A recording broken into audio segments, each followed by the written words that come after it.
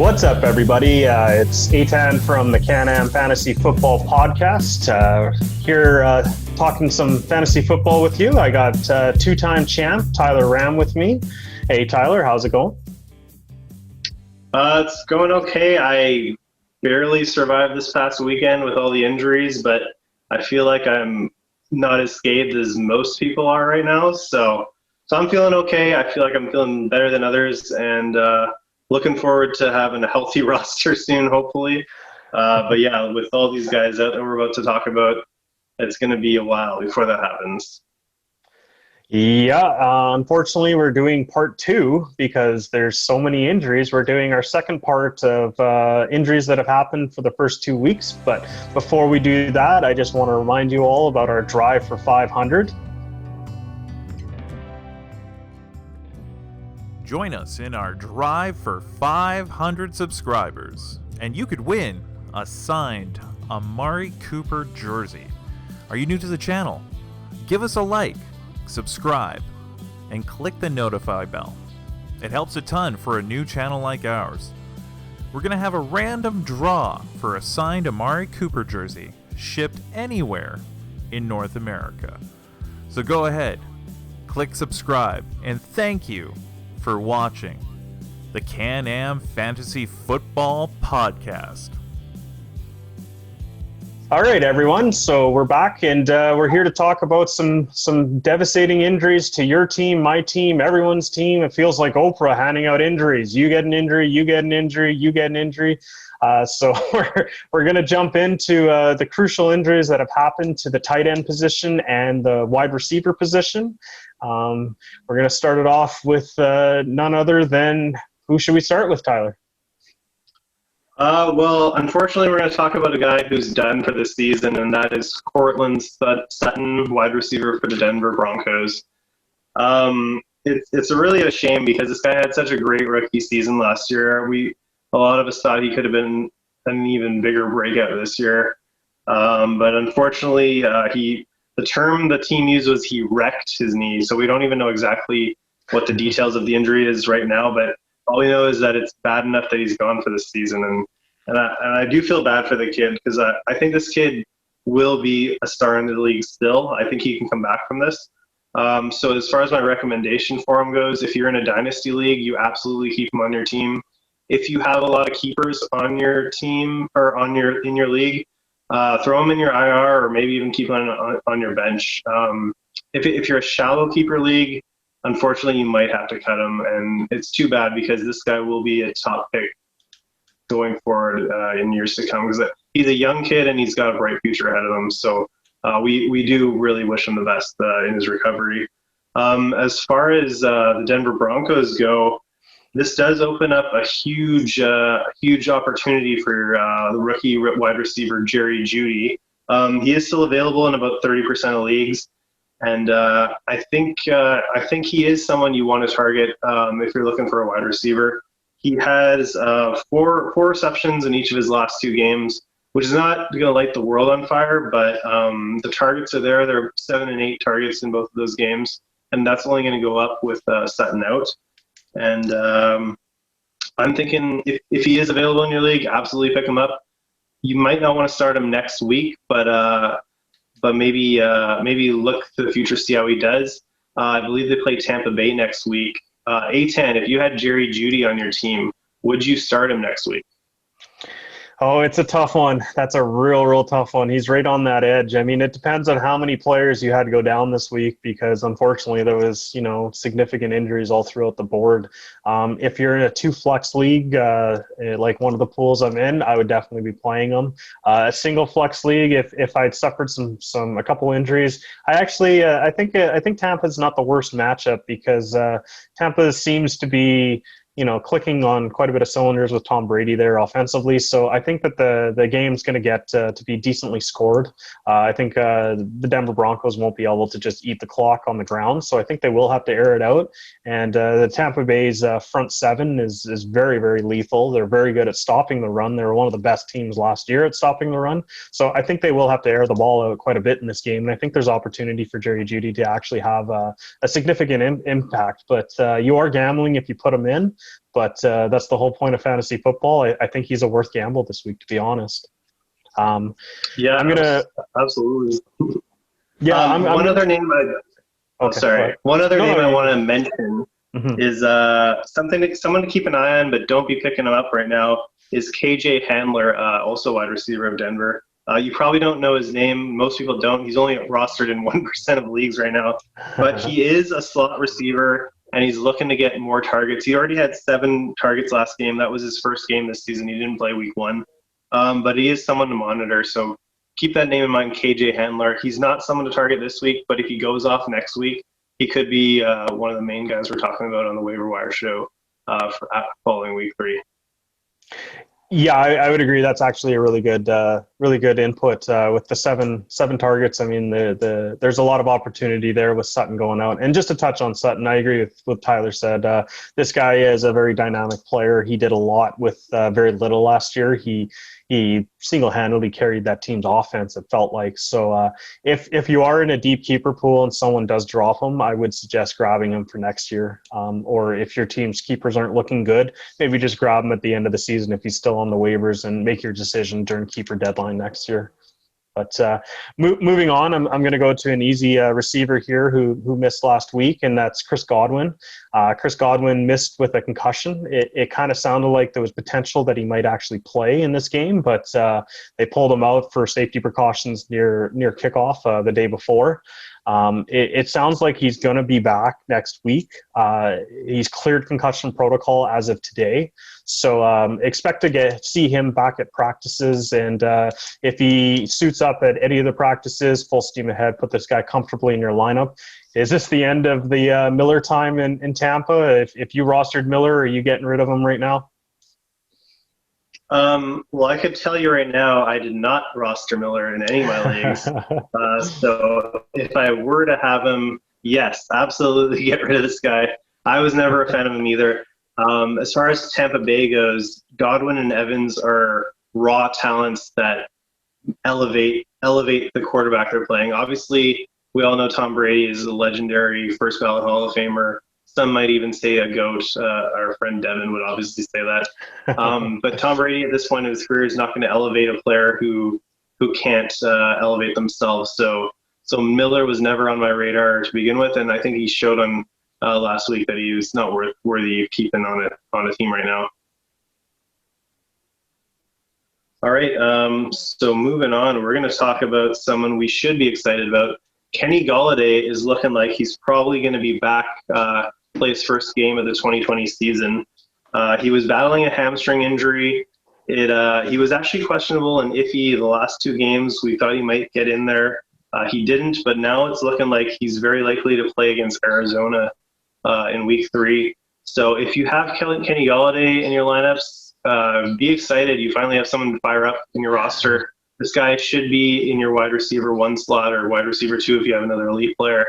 But don't be afraid to play this guy. Arizona is a very much improved team this year, but they like to get the ball down the field, play quickly, and they run up the score, so the team playing with them has to do the same thing. So Kenny Golladay will be targeted. I know this Detroit offense has not looked very pleasing to the eye the last 2 weeks, but with Kenny back in the lineup, he's going to get that offense going. He'll be the catalyst that drives them forward.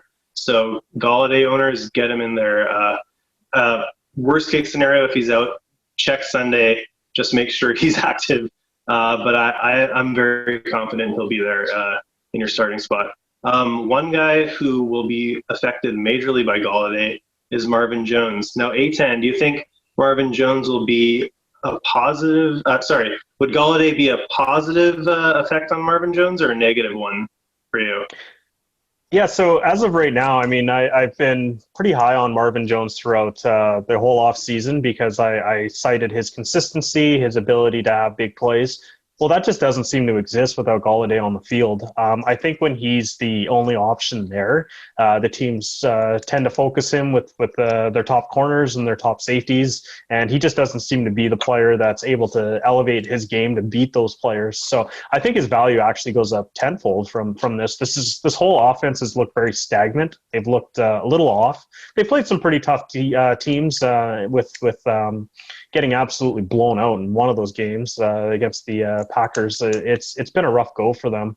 But Galladay, if you're a Galladay owner, you're on the opposite side of most fantasy owners this week. Most people are crying the blues because they've lost all their players, but you should be excited because you're getting one of your guys back. So this is great. Full steam ahead with him. Absolutely roster him the second you can. And I actually am rostering Marvin Jones in a lot of pools this week because I think that this is going to increase his value having him back.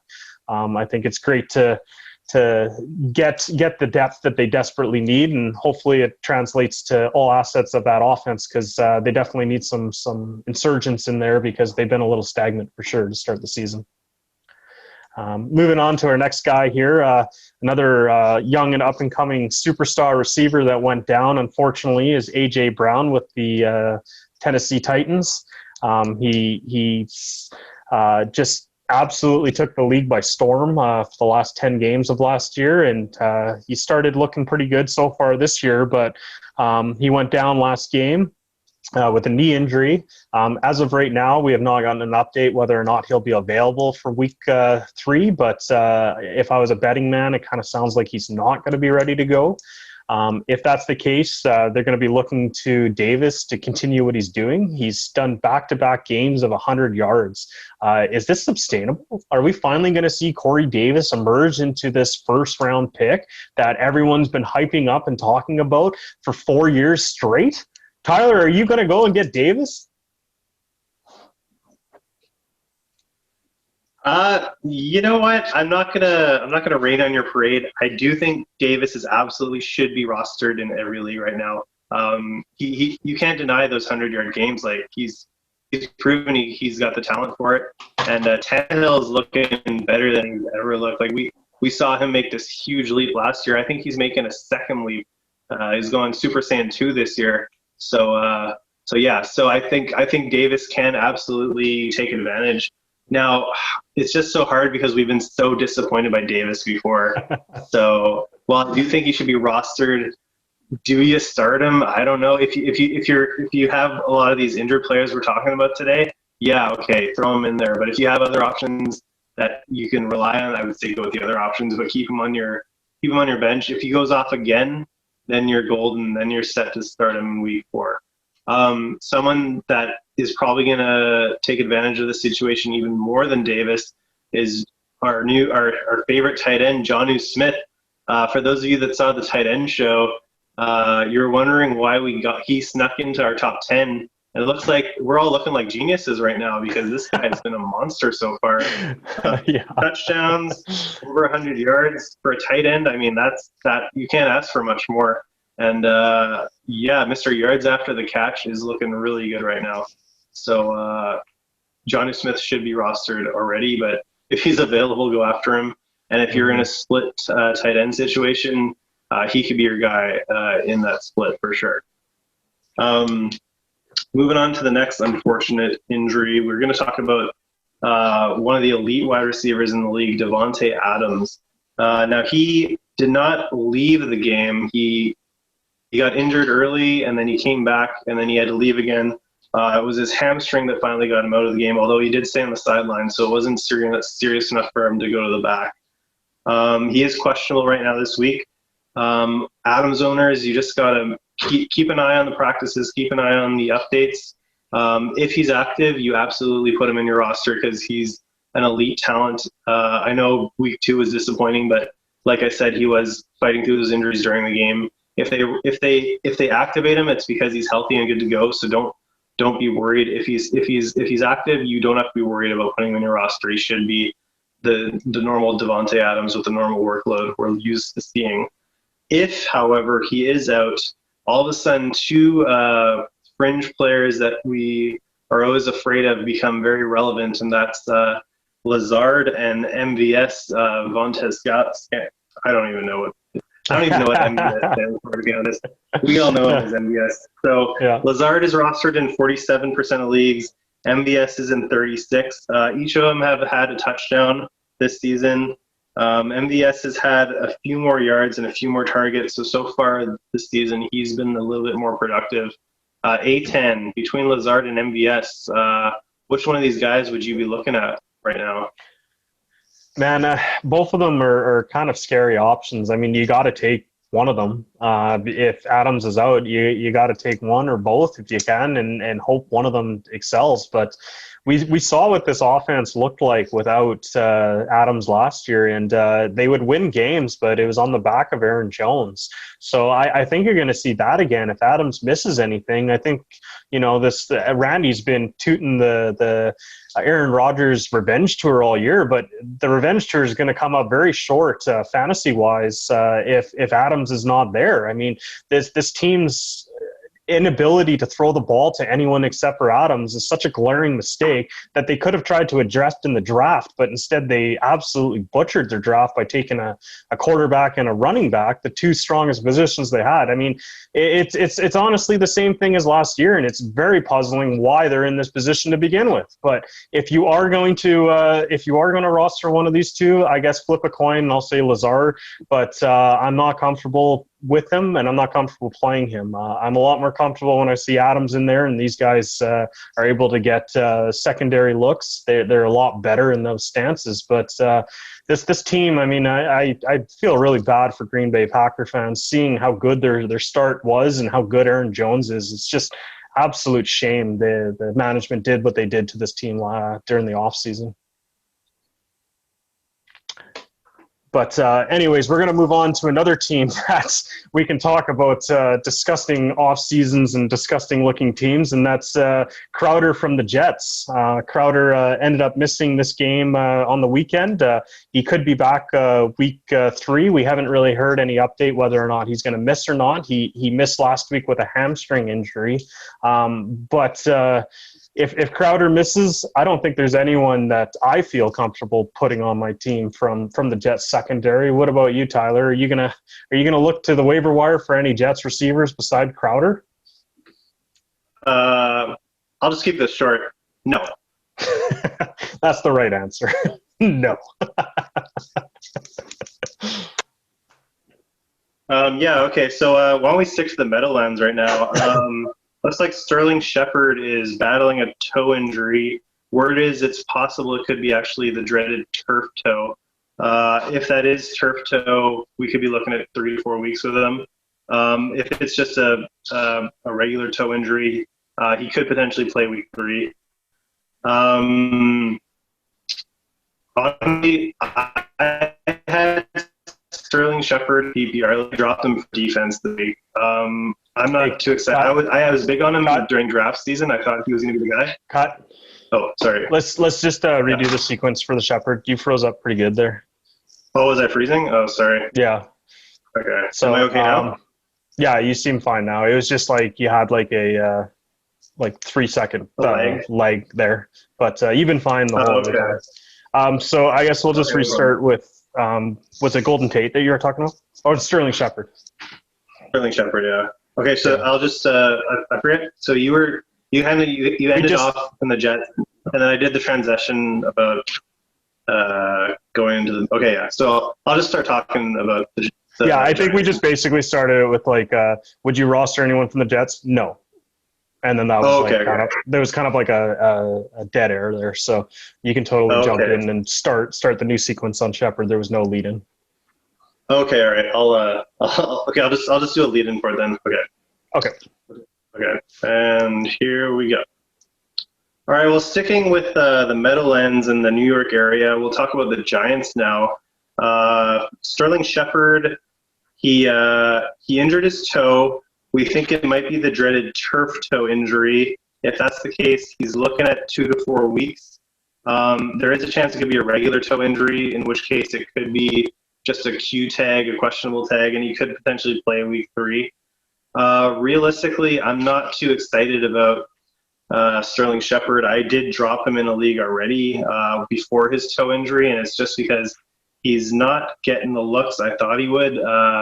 I think Darius Slayton is the guy as far as deep threats go in New York, and Golden Tate's coming back. He's the slot guy. If you're PPR, I'm looking for Golden Tate. Either scenario, I'm not looking at Sterling Shepard anymore. So I'm going to give the go-ahead to drop him right now. If you are in need of a receiver in your Giants fans day and you want to go with Tate or Slayton, I'm recommending Tate in PPRs, Slayton in straight leagues. Aetan, if you had the choice between Tate and Slayton, which of those two would you be going for? Yeah, based on what I've seen and read from the Giants beat reporters and all that, Tate looks a little aged. He's not really getting the separation and getting the roots down that he normally used to, that you're used to seeing. I mean, he is getting on in age, and I think he was battling injury last week. If he gets up to speed, yeah, he might relive some of those glory days of, the consistent Tate that was honestly a PPR machine for sure. But Slayton's the future of that team. He's got that boom bust potential. He's definitely the one out of the two I'd like to grab. I do think that this is good news for Evan Ingram. He had a real rocky week 1. Week 2 he looked a little bit better. I'm not super excited about Evan Ingram as a player, but that might just be my Dallas biasness. So he might be looking to get some more value now that Sterling Shepard's out. But I would agree, Sterling Shepard's not really worth keeping on your team. I mean, if you have the IR spot, sure, throw him in. But if you have another player on IR and you don't have room, he's not worth keeping. You can definitely drop him pretty comfortably and look to someone else to fill that void. It's a big loss for Daniel Jones though. He kind of needs the targets. He's looking a little he looked a little lost last game, so he could probably use Sterling Shepard back, but this is where they're at, I guess. Sticking with. Go ahead. Yeah, looking at Daniel Jones, you got to feel bad for the guy because last year he had a breakout, and with all the receivers and Saquon, he was looking like he could have a breakout another step this year. Now Saquon gone and the receivers not working out the way that we thought. Aetan and I have a mutual Giants fan friend who's already saying they should tank for Trevor Lawrence next year, which means Danny Jones is going to be out of a job. So, I mean, I wish the guy the best, but it's not looking too good for either New York team right now. Yeah. It's gonna be an interesting time for the New York clubs. I don't know, maybe they can both combine to get maybe 6 wins together, but even that's kind of looking like a stretch based on what we've seen so far from the start of this year. So moving on to another NFC East opponent, I think we'll just quickly touch on Alshon Jeffrey. I don't know if this guy's going to have any significant fantasy implications, but that's an offense right now that's really not clicking. They're having a lot of issues all throughout with Wentz being the centerfold of their issues. He's kind of looking like Kirk Cousins does when he plays against good teams. He looks really lost. When he plays against bad teams, he seems to put up okay numbers. It sounds like Alshon Jeffrey might be another 2 more weeks. He's definitely someone that they desperately need. I don't know if he's really worth grabbing at this stage and putting on your IR and hoping that he comes and does anything, but it is something that I just wanted to bring up because we are going through a list of injuries, and Alshon Jeffrey used to be very relevant in NFL. I'm not so sure if he's someone you want to be starting even when he comes back, but if you do have room and he's still on the waiver wires, he might be worth grabbing, throwing on your IR, but until he comes back, are you feeling comfortable with Deshaun Jackson or with Jalen Reagor at all? I was excited about Reagor going into the season. Then he had that injury, and then he came back quicker than we thought, and I was excited about him again. But I mean, he's looking like a rookie wide receiver out there. So dynasty leagues or deep keeper leagues, I'm still excited about him, and I would want him on my roster. But I don't know if the 2020 season he's going to be a significant player. On the other hand, Deshaun Jackson is the opposite. He's coming to the end of his career. Jax used to be that deep threat. All of a sudden, his game has turned to the point where I wouldn't call him a slot receiver, but he's getting a lot of targets. I mean, I watched the Rams game on Sunday against the Eagles, and Wentz looked lost, and then he started looking for Djax with these, these button hook routes and these 20-yard passes, and it was the only thing working for them other than Miles Sanders running the ball. Like, they couldn't get anything going. They couldn't get Reagor going. They couldn't get either of their big tight ends going. So between the two of them, I'd say Djax is, believe it or not, a good option. I would say roster him. Don't play him, but roster him. And if he continues to produce, I would say you could throw him in a pinch. Maybe throw him in your flex if you're on a bye week for someone else or something. And then, yeah, again, Rager. I think the kid has a great future, but I don't think his 2020 season is going to be anything that you can sustain fantasy value for. One other team we should talk about is kind of the opposite of the Eagles. It's the Atlanta Falcons, and they are their team is not. I mean, being a Falcons fan can't be great right now, but if you own their fantasy wide receivers, you got to be pretty excited. Julio fans are probably not excited about his week 2 showing. But we're gonna have to restart. And at one point, it was a high ankle sprain earlier. We're gonna have to restart this one. Oh shit! Yeah, you chopped up pretty good. Freezing again? Yeah, I think we'll just restart just the Falcons one. You did a little bit before, but we were kind of just battling through it. But yeah, it was. I think with you doing the start of that conversation, it's an easy edit to do. So I think we'll just restart this one. Shoot. Okay. All right. So how did we finish? Am I okay right now, or is there still a leg? Is there a leg right now? Slightly, but it doesn't sound like a leg. I can just see your lips moving, and then your voice comes after. Oh, okay. All right. Okay. Should I try to go now, or do we want to wait on it to see if it gets better? I don't think there's any right way. I don't think there's any way to predict it. So I would just jump back in, and if it happens again, we'll just restart again. But Randy, do you remember what the last thing that he said was to build into it? I think we were talking about Deshaun Jackson, and then how did we get into that? You went from Deshaun Jackson, and then you said kind of on the other end of the spectrum, you have the other bird. Okay, so I'll just talk about that, or I'll use that as a lead-in? Sure. Okay, so starting now. All right, well, on the other side of things, where Philly has had some struggles with offense, one team that has not struggled on offense are the Atlanta Falcons. Now, they've struggled everywhere else in their game, and Falcons fans can't be excited right now with the way their team looks. But if you're owning one of those wide receivers in Atlanta, you should be pretty excited. Unfortunately, Julio Jones fans are probably not excited about his week 2 output. He was battling a hamstring injury throughout that game, as well as a bit of an ankle sprain. So Julio owners, don't panic. He should be good to go next week. He's going to have a questionable tag all week until they confirm, so just monitor that. But if he's active, you absolutely start Julio Jones. There's no reason a healthy Julio Jones should be sitting on your bench. And then speaking of other wide receivers, obviously Calvin Ridley, we've talked about, he's looking like the breakout player of the year right now. And he was already pretty good to begin with, so fire him up everywhere. Russell Gage is only the third option, is only rostered 22% of the time right now. So if you're looking for a wide receiver, I'm recommending Russell Gage.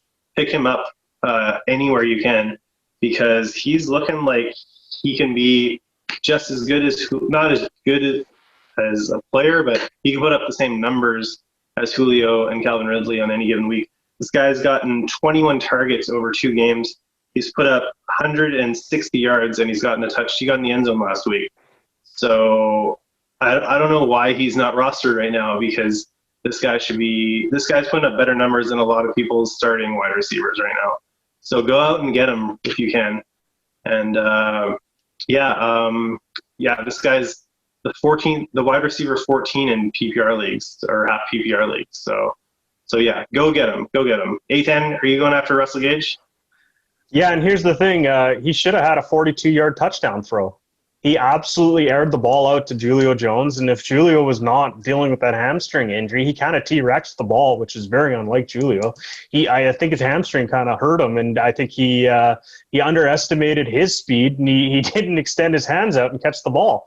So, this guy is absolutely becoming one of the steals of the waiver wire for sure. I mean, if if he ends up missing time, if Julio ends up missing time, this guy is going to slot into the top positions right away. I mean, he's a very, very talented player, and I think he has the potential to continue this run with this team that clearly has a lot of defensive problems, and they're clearly going to be airing the ball out in a lot of places. So if you're one of the people who have Matt Ryan on your team, you're probably pretty darn happy with the start of this season. I mean, they are absolutely airing the ball out, and I cannot believe that game that I watched on the weekend. Just a side caveat, that was probably the craziest game I've ever seen the Cowboys win. So I was very excited about that game. But let's stick to the fantasy news here, and I won't go in too much depth about that colossal collapse by the Falcons yet again. They're very good at that. But moving on, I think we'll jump over to the Colts, which were a very interesting team. I mean, they absolutely stifled the Vikings this week, and they dealt with some injuries as well. I mean, Paris Campbell, who definitely emerged as their second WR2, and you could argue he was their WR1 from the start of the season based on how he was playing. He's out indefinitely. It sounds like he's torn or sprained his PCL, so he'll probably be out 4 to 6 weeks. It doesn't sound season-ending, so. It looks like he's going to be out, and then Jack Doyle also missed week 2. It sounds like he's going to be ready to go week 3, but in both of their absences, that passing offense really did not look good. Are you comfortable with going with Pittman or with Mo Ali Cox? Sorry, I had to look at the name. I forgot this tight end that absolutely stomped out 111 yards last week. But would you be comfortable with Pittman or Mo Ali Cox this week playing on your teams? So this week they're playing the Jets, and I think they're gonna run over the Jets pretty badly. The problem with the catchers though is like you're probably looking at a Jonathan Taylor game. Like they're going to get an early lead, and then they're just going to run the ball down their throats. Mm-hmm. And, I mean, with Pittman, I've never been excited about him. It's unfortunate because I would like to say that T.Y. Hilton, this is his spot to finally have his big game. But so far from what we've seen this year, I feel like he's lost a step. And it's a shame because T.Y. Hilton's been a fantastic player, not only in fantasy but in real life, for a very long time now. So before I would have to see T.Y. explode before I trust him again. Pittman, I don't know if I'll ever trust him, even if he does have a big game. Mo Ali Cox is a very interesting guy. So this guy is apparently 6'5", 270.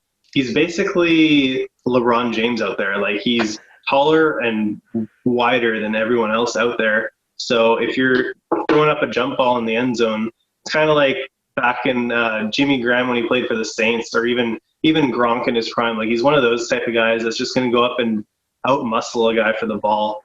So I feel like that's the type of player Phillip Rivers can take advantage of when they get into the red zone. The only problem is Jack Doyle is coming back, so how many snaps is he going to get? Just looking at the two, I like Ali Cox a lot better than Jack Doyle, but Doyle's the veteran. He's been there. He knows the system, so he's number 1 on the depth charts. So as long as he's there, unfortunately, as exciting as week 2 was for Ali Cox, I don't see him repeating it unless he's officially overtaking Doyle as the number 1 tight end. Yeah, I would definitely second that. Mo Ali Cox is the type of guy that you might want to roster and just sort of see what happens over the next couple weeks. But I would agree with everything you said. I mean, this Phillip Rivers offense is looking like Phillip Rivers offense of the last couple of years. He's not the same Phillip Rivers that we saw 4 years ago, 5 years ago. This will be a run team, and this is Jonathan Taylor time for sure. I am not excited about Pittman, and I'm not excited about anyone on that receiving core, period. Yeah, I agree with that for sure. And it's a shame because they probably have the best offensive line in football. So even Naheem, I don't know how many of you guys picked up Naheem Hines last week, but the guy had 1 catch, no runs. Like, are you kidding me? He was the top recommended pickup last week, and then they don't even use him. But I mean, Jonathan Taylor owners must be very happy with what they saw on Sunday. So if that continues, I mean, we were talking about how Jonathan Taylor versus CEH is going to be an ongoing topic. If what they did on Sunday continues, Taylor's going to run away with this race. So there is that. Their run game is looking great. Their passing game, not so much. But talking about a passing game that everybody's excited about, Kansas City Chiefs, who ran into probably one of the best, like Aetan said earlier, one of the best defenses in the league in San Diego. But that's going to be an anomaly. You're not going to see Kansas City get shut down like that very often. Unfortunately, they did lose a weapon in Sammy Watkins. He did suffer concussion during the game. So we don't know the severity yet. He is questionable going forward. But right now, yeah, if you're a Watkins owner, I would definitely monitor the situation. Even if he plays, I would be cautious about that play, just because there's so many weapons in Kansas City. Somebody who's not 100% probably is not going to get the looks that you would hope they get. But the person that could take advantage of that number 2 wide receiver spot behind Hill would be McCole Hardman, second-year player. He had a great breakout last year, and when Watkins left the game, Hardman started to do some work, and we saw against the Chargers. So, Aetan, what do you think? Is Hardman someone you're going after on the waiver wire this week? Yeah, I think Hardman was kind of one of the darling sleepers of a lot of people's pools, and I think a lot of people just dropped him after seeing him. I think he had something like 11% of the snap share. Week 1, he was very inefficient. He was basically not even on the field. So as Tyler was saying, like with Sammy Watkins, when he was healthy at the start of this game, Hardman was putting up a 0 reception, 0 target game. And the second Watkins went out, the very first play after the injury, Hardman got a pass. So this is a player that he needs an injury to be relevant, whether it's to Hill or to Watkins. So at this stage, yeah, I mean, Hardman's a good flyer to take a chance on. But this team has so many weapons. You could definitely be putting him in your roster and getting an offer based on volume, because this team just has so many options. He's not something I'm very comfortable with starting, but he's definitely worth a stash and definitely worth seeing if he can take the next step and become even bigger than a fringe player. He could become an every game player that gets 5 to 8 targets, and if he gets that in a Mahomes offense, then he's going to be very relevant for sure. Moving on to another high-powered offense, allegedly. We just watched the Saints play the Raiders, and this was a Saints team without Michael Thomas, who's going to be the next player we're talking about here. This team looked really lost. They plain and simply looked lost offensively. I mean, Kamara had an absolutely monster game, and rest in peace to all the fantasy owners that was playing Kamara, and you're sitting there going, oh, I got a 25-point lead and only have to deal with Kamara. Sorry, buddy. Kamara still killed you. But this team without Michael Thomason, who there was talks of him maybe even playing this week, but originally they said he'd be gone for 2 to 3 weeks. So this is week 1 without Michael Thomas, and I think if you're a New Orleans Saints fan or if you're a Drew Brees owner, you're probably hoping that Michael Thomas comes back sooner than later, because this team really failed to get anything going in the air. The main recipient of him being out was Smith. I forget his first name right now. Jeez, I can't believe it. Traquan. Thank you, Traquan Smith. He did step in. He had 7 targets, 5 catches for 86 yards. So he's definitely someone that I thought was the right player to play if Thomas went out. I thought Sanders was not the replacement for Thomas. I thought Sanders is going to do what Sanders does, and that's play his position. And he did, and he was very inefficient at it today. But with Michael Thomas out, I think the biggest thing you got to do is, if you're a Drew Brees owner, I think you should be looking to the waiver wire, and I think you should be replacing Drew Brees until Thomas comes back. I'm not saying to drop him. I'm saying that you should stream a quarterback until Thomas is back on the field. What do you think of that strategy, Tyler? Would you be comfortable playing Brees next week after seeing what you saw today, or would you be wanting to take a chance on I don't know, maybe a Herbert or, I don't know who else is on the waiver these days, man. Cam Newton might even still be there in some people's pools, but what's your opinion of Breeze going forward right now? I'm very worried about Breeze. We see these older quarterbacks. The old saying is that like when a fighter gets old, he gets old real quick, and you could say the same thing about quarterback play. Randy was making a comparison to Peyton Manning in 2015, and yeah, I see that comparison. I see Drew Brees might have been a little bit better because Michael Thomas was one of his weapons that he could always rely on, and without him in the lineup, Emmanuel Sanders, even Traquan Smith, Traquan's a great player, but he's not Michael Thomas. Like, he's not going to be that safety blanket that he needs. Obviously, Kamara is there, and that's a great weapon, but you're not going to win. You're not going to put up multiple touchdown games like you need in fantasy for your quarterback with just Alvin Kamara out there. So I do recommend keeping him. Like Aetan said, don't drop Drew Brees, but you definitely want to be maybe looking to stream a couple quarterbacks the next couple of weeks until we see Michael Thomas back in the lineup. So Gardner Minshew, if he's available, go after him for sure. Cam obviously showed that he's got a lot of football left in him, so if Cam's available, I definitely recommend playing him over Breeze right now. Just take a look at who's available in your leagues. Play the matchups. If you got somebody who's going up against a team that's having a weak secondary right now, the one that comes to mind is the Minnesota Vikings. They're looking very weak in the secondary. So exploit those matchups and try to find that weekly quarterback for a couple weeks until you can rely on Drew Brees again with Michael Thomas. All right, so Aetan, we've covered a lot of players today. Who would you say is your top waiver wire guy right now? If you had to target one player, who would it be? I'm just going to jump in with one last injury that I just want to brush over real quick, and that's George Kittle, who has the MCL sprain. It sounds like he is very probable to play next week, which is probably the only good news I can possibly give San Francisco fans because everyone else is going to be out.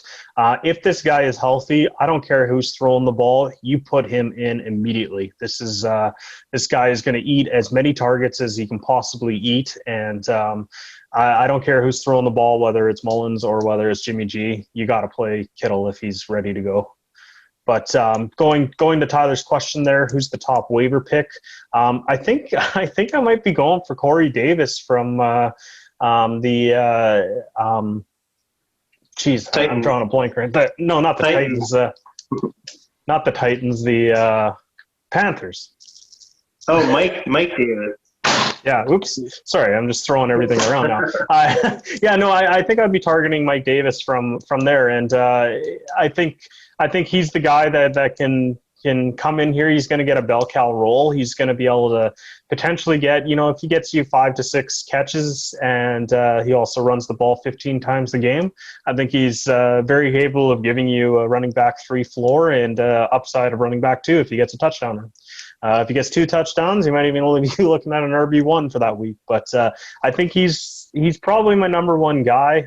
He's not very sexy, but I think he's might be worth the gamble. Who are you eyeing there, Tyler?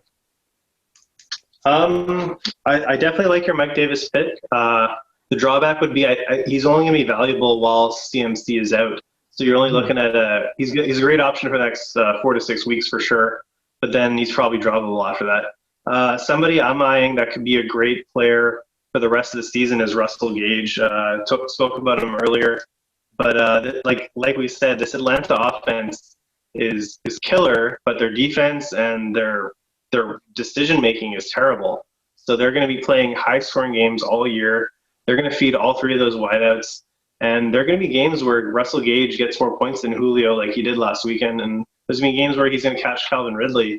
If this guy finds the end zone on top of his target floor, you're looking at a wide receiver one every once in a while, and that's not a bad thing. Wide receivers are so up and down. So Russell Gage is right in there, right in the mix for me as one of the top wide receivers in the league right now. So I'm happy not only to put him on my team, I'm ready to start him in some leagues. If you got a 3 wide receiver league or you're looking for a flex, Russell Gage is your guy, and it's not just the next few weeks; it's all season long. So that's who I'm excited about. But you know what? Hopefully next week we're not going to see as many injuries, but you never know. But yeah, this was a rough week. We were saying, we don't think we've seen a week like this ever before with all the injuries. It's got to be. I got to say, it's got to be related to this unique preseason we saw. No preseason games. Training camps were definitely not what they're used to being, and it's showing on the field right now. So hopefully this is the worst of it, and hopefully they can keep the players safe for sure. But yeah, Aetan, how do you see the rest of the season playing out? Yeah, man, I hope you're right, because this was ugly. And if we get another week like this, then it's definitely not an anomaly. This is an issue with the lack of preseason and lack of training camp. These players are just so powerful and so strong that they need some ramp up time before they get into these game situations where everything's on the line. But hopefully we don't see any more injuries like this weekend, because as you said, I mean, we're going to be basically watching replacement players at that point. I mean, holy smokes, this was a very, very tough week. And I'm sure everyone's suffering a lot of injuries right now. So I know everyone's sitting there saying, I can't believe this player's out, and they're talking about all their star players. Well, just click on your opponent, click on your friend's team, click on anyone else's team, and they're in the same boat. So we're all in this together. We're going to try our hardest to help you through this with some in-depth analysis like we did today. When all these injuries happen, this is definitely something that we wanted to touch today, is potential replacements from everywhere, just to keep your eye on these players, because it is going to be a battle of nutrition all year long, and you're definitely going to need to stay active on the waiver wire. Just stick with it, and enjoy your football out there, and thanks for watching. Before we go, I just want to remind you all again about our drive for 500.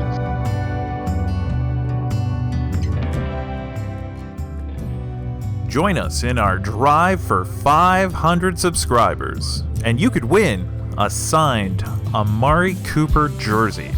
Are you new to the channel? Give us a like, subscribe, and click the notify bell. It helps a ton for a new channel like ours. We're going to have a random draw for a signed Amari Cooper jersey shipped anywhere in North America. So go ahead, click subscribe, and thank you for watching the Can-Am Fantasy Football Podcast.